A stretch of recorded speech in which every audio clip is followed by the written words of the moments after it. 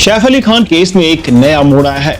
जैसा कि आप जानते हैं कि शरीफुल इस्लाम को मुंबई पुलिस के द्वारा सैफ अली खान पर हुए हमले के केस में गिरफ्तार किया हुआ है, लेकिन शरीफुल इस्लाम के फिंगरप्रिंट सैफ अली खान के घर में मिले फिंगरप्रिंट से बिल्कुल भी मैच नहीं होते और ये बात इशारा करती है कि शरीफुल इस्लाम सैफ अली खान के घर में गया ही नहीं था और ना ही उसने हमला किया था।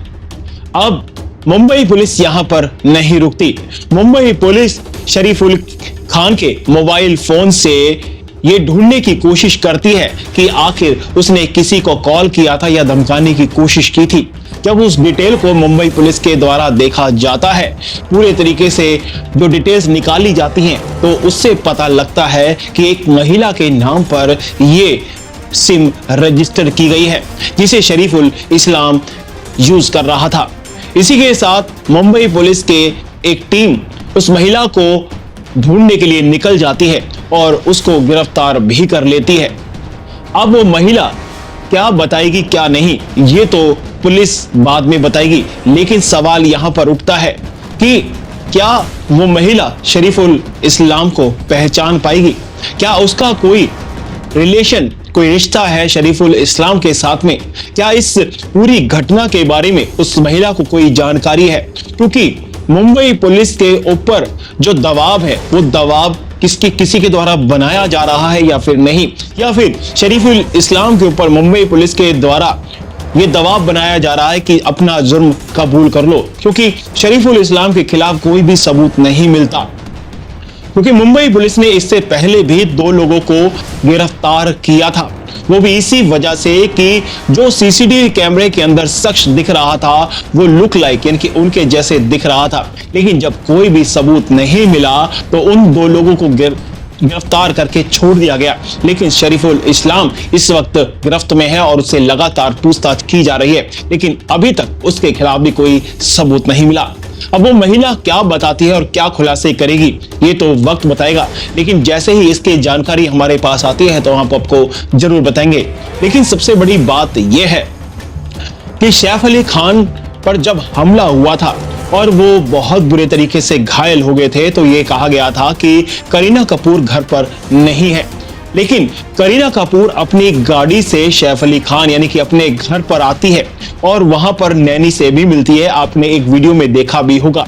लेकिन वो सैफ अली खान को देखने के लिए या उनके साथ जाने के लिए हॉस्पिटल नहीं जाती, बल्कि वो अपनी बहन करिश्मा के घर वापस चली जाती है। और ये बात सामने आती है कि इस घटना को सुनने के बाद करीना कपूर बहुत ज्यादा घबरा गई थी और इसी वजह से उसने ये डिसीजन लिया कि उसको करिश्मा कपूर के घर पे जाना चाहिए ताकि वो थोड़ी हिम्मत जुटा सके।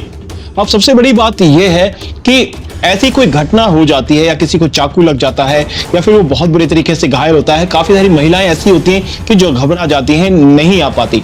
लेकिन सबसे बड़ा सवाल यहां पर यह उठता है कि करीना कपूर जिसके पति को खुद चाकू लगा है और वो खून से बहुत ज्यादा जो है बहते हुए दिख रहा है, इलाज के लिए सर्जरी की जाती है, उसके बावजूद करिश्मा का घर पे करीना कपूर जाती है, अपने पति के साथ में जाने के लिए वो राजी नहीं होती। सवाल तो उठता ही है, क्या आपका पति, मैं आप जो काफी सारी बहनें हैं, माताएं हैं, मेरी वीडियोस को देखती होंगी, हम आपसे ही सवाल करते हैं कि आपके पति के साथ में ऐसा कुछ हो जाए तो क्या आप अपने पति के इलाज के लिए साथ में जाएंगी या फिर कहेंगे कि तुम चले जाओ, मैं घर पर बैठती हूँ, या मुझे बहुत ज्यादा घबराहट होती है, मैं अपनी बहन के पास चली जाती हूँ? क्या ऐसा होगा?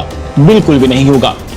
लेकिन दूसरी तरफ ये बात आती है कि जो सैफ अली खान का बेटा तैमूर है, छोटा बेटा, और उसका जो पहली बीवी अमृता सिंह से बेटा है इब्राहिम अली खान, वो दोनों जो है सैफ अली खान के साथ में हॉस्पिटल जाते हैं। और उसके बाद जो है ये बात सामने आती है कि वहां पर एक और शख्स पहुंचता है जो कि सैफ अली खान का मैनेजर होता है और वही फॉर्म पर अपने सिग्नेचर करता है, एक एडमिट फॉर्म पर, और उसका नाम भी अफजल जैदी सामने निकल कर आता है। और 4:11 का ये टाइम होता है जब एडमिट सैफ अली खान को कराया जाता है।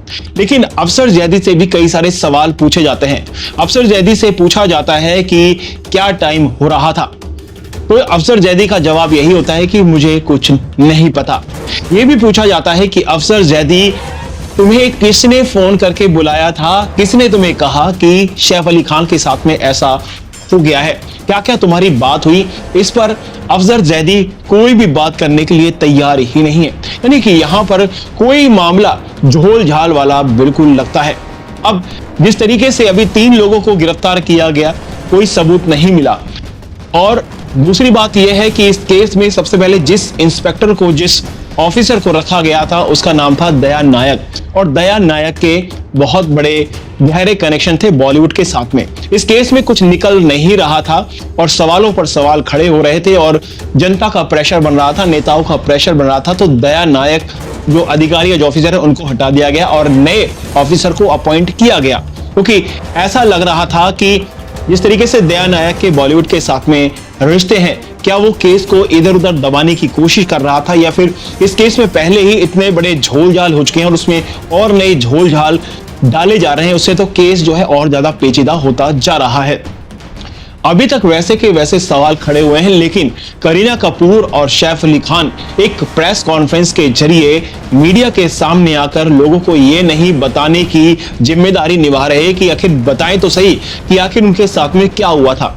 लोगों को ना बताएं, कम से कम अपने फैन को तो बता दें कि आखिर हमारे साथ में ऐसा हुआ था। लेकिन जब दोनों के बयान ही अलग अलग हो जाते हैं तो शक ऑटोमेटिकली घर के अंदर ही पहुंच जाता है और घर के सदस्यों पर ही पहुंच जाता है, क्योंकि ऐसा सबूत कोई मिला ही नहीं है कि जिससे ये पता चले कि कोई बाहर का अनजान शख्स सैफ अली खान के घर में घुसा था और उसने हमला किया था। ऐसा लगता है कि घर के ही सदस्यों के अंदर कोई झगड़ा हुआ था और ये झगड़ा जो है इतना ज्यादा बढ़ गया कि चाकू मारने तक की नौबत आ गई। और आपको ये भी बता दें कि अब इतनी सारी चीजें होने के बाद में, जहां पहले तैमूर का नाम आया था, इब्राहिम अली खान का नाम आया था, उसके बाद अफसर जैदी जो सैफ अली खान के मैनेजर है उनका नाम आया था, और उसके बाद अब एक और नाम जुड़ रहा है कि सैफ अली खान को तैमूर के साथ साथ में एक हरी नाम का नौकर है सैफ अली खान का, वो भी गया था सैफ अली खान को लेकर हॉस्पिटल। यानी कि ये नाम जुड़ते जा रहे हैं। सैफ अली खान खुद भी सच नहीं बता रहे, तो अब किस पर जो है, किसको सच माना जाए, किसको झूठ माना जाए, आप खुद ही बताइए। यहां पर इन दोनों पर शक तो बनता ही है। करीना कपूर पे शक जाता है, सैफ अली खान पर भी शक जाता है, क्योंकि एक इंसान जिसको एक गहरा घाव होता है, वो अचानक से बहुत ही नॉर्मल तरीके से चलने लग जाता है तो सवाल उठ जाते हैं। कोई पुलिस के द्वारा कई सारे लोगों को गिरफ्तार किया जाता है, उनके खिलाफ कोई सबूत नहीं मिलते, सिर्फ ऐसा लगता है कि संदिग्ध है, वो गिरफ्तार किया जाता है, कोई सबूत नहीं मिलते, छोड़ दिया जाता है। यानी कि यहाँ पर पुलिस की भी कोई मिली भगत लगती है।